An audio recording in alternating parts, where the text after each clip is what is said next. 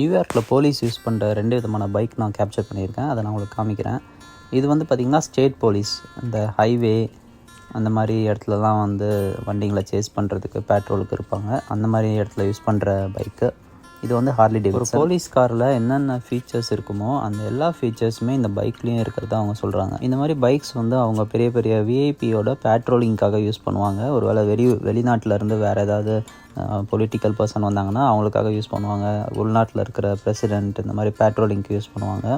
So இந்த மாதிரி க்ளோஸாக பார்க்கணுன்னா இந்த மாதிரி ஆட்டோ ஷோஸில் தான் நம்ம பார்க்க முடியும். இப்போ நீங்கள் பார்க்குற இந்த பைக் வந்து நியூயார்க் போலீஸ் டிபார்ட்மெண்ட் NYPDன்னு போட்டுருக்கு பாருங்கள். நியூயார்க் சிட்டியில் நியூயார்க் ஏரியாவில் இருக்கிற ஒரு போலீஸ் டிபார்ட்மெண்ட்டோட ஒரு பேட்ரோல் வெஹிக்கிள்.